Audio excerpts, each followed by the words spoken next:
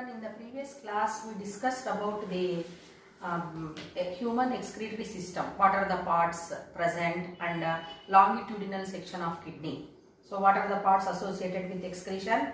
A pair of kidneys, a pair of ureters, urinary bladder and urethra. In a longitudinal section of kidney, we learned about the cortex region, medulla region and renal calyces and hilus, which is giving openings for three tubular portions. What are those? Means ureter and two blood vessels, renal artery and renal vein. So in today's class we are going to discuss about the structure of a nephron. Structure of nephron.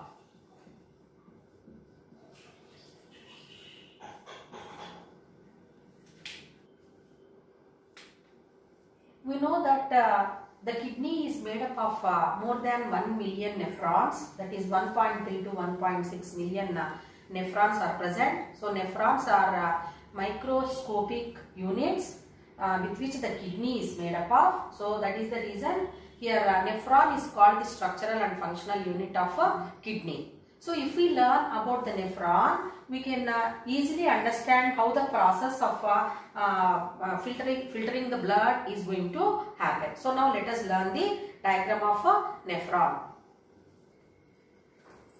Now we will discuss about the internal structure of kidney, that is structural and functional units, nephron, structural and functional unit of kidney, nephron. So nephron consists of two important parts. Two parts are there. So what are those parts? Cup-like Malpighian body.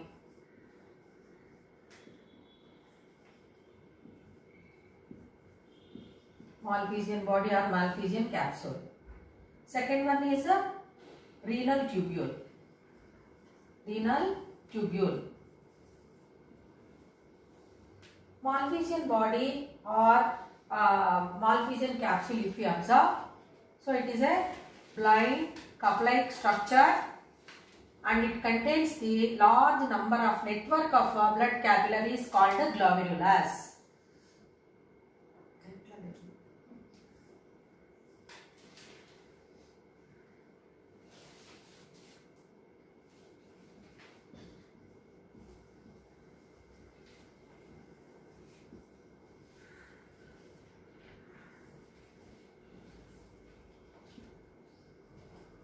Glomerulus. So this Bowman's curve and Malpighian glomerulus, network of blood capillaries, together we call it as a Malpighian body or Malpighian capsule.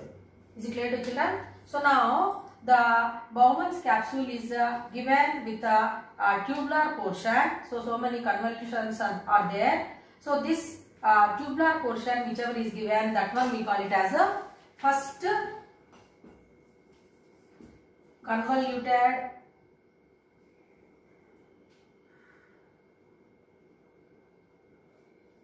proximal convoluted tubule. Nephron is the structural and functional unit of kidney. So nephron consists of two parts. One is Malpighian body and renal tubule. So this Malpighian body or Malpighian capsule, how it is formed means a blind cup-like structure which we call it as Bowman's curve is there, and inside that a network of capillaries, blood vessels are there. That one we call it as a glomerulus. So glomerulus plus Bowman's capsule or Bowman's curve, together we call it as a Malpighian body. Next one, second part is renal tubule. So the renal tubule of nephron consists of the first proximal convoluted tubule. So this portion, broader portion, whatever it is there, so that one we call it as a proximal convoluted tubule. And hairpin like we can observe this structure, little bit narrower portion. So that one we call it as a loop of Henle, and which continues again as a distal convoluted tubule. So like that here, these are the parts which are present in the nephron. So now how this glomerulus, what are cells present here, all that we will discuss. This Malpighian body, as you learned, which contains the network of blood vessels, which we call as a glomerulus. So glomerulus starts from afferent arteriole and it ends as a efferent arteriole. Okay, so afferent, that renal artery and renal vein. So renal artery is going to bring impure blood from the heart to the kidney, where the eliminating or filtering of the waste materials is going to happen. So this glomerulus, as it contains the single layer of squamous epithelium and it contains the cells called as podocytes. So these podocytes, which are present in the walls of that blood vessels, this glomerulus, in the glomerulus, it is acting as a filter which helps in eliminating or filtering the waste materials from the blood. Till now we learned about the Malpighian body or Malpighian capsule. So once again recall the parts: Bowman's curve, then Malpighian, glomerulus, and together we call it as a Malpighian body. So this glomerulus, how it is formed? Network of blood vessels, blood capillaries, which we call afferent arteriole and efferent arteriole. Now we will come to the second part of the nephron, that is a renal tubule.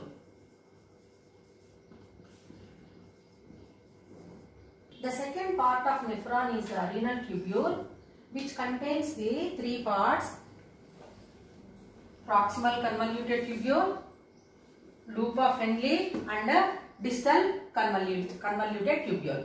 So now this I will rub, and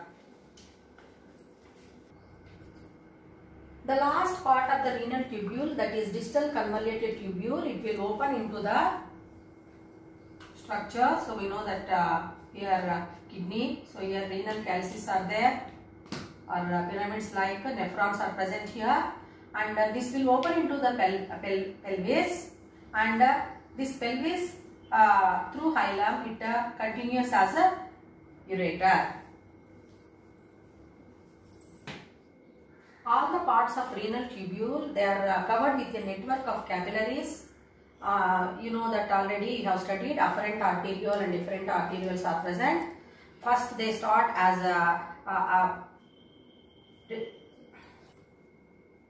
all the parts of renal tubule are covered with a network of capillaries which starts from renal arteriole and it is going to end as a renal venules. Finally it forms as a renal vein. Till now we completed the structure of nephron, which is said to be the structural and functional unit of kidney. So now we have to recall other parts of the excretory system in human beings. You know that a pair of kidneys, then tubular parts, ureters, then urinary bladder and urethra.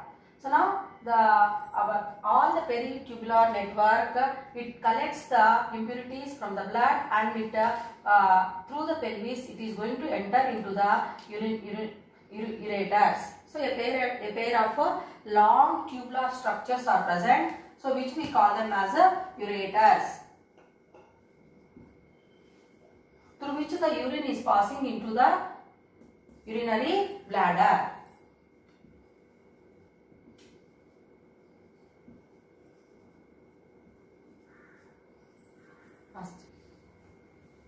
Ureters are white and these are 2 in number and they are 30 centimeters long. 30 centimeters long. So from where they are going to arise? They are going to arise from the pelvis region and they are going to send the urine into the urinary bladder. There is the ureters are passing the urine with the help of a movement called peristalsis. So where wave-like action, contraction and relaxation. Because of that, the urine is going to be sent into the urinary bladder. So now urinary bladder is pear-shaped organ and distensible, means it is not going to break. So it is having some mechanical strength where it is having the capability of storing 300 to 800 ml of urine is stored in that, and it is present in the pelvic region, very much close to the rectum. The third part of the excretory system is urethra, and it is helping in sending out urine from the body. So urethra is 4 centimeters long in females and which opens into the vestibule. In males it is 20 centimeters long and it is opening into reproductive duct. Reproductive duct. What does it mean? The excretory system and reproductive system is totally different in females, whereas in males this urethra is the common passage for urine as well as semen, which contains sperms which are going to be sent out of the body. So that is the reason here this urethra is opening in males into the reproductive duct. The closing and opening of urethra is monitored by sphincter muscles.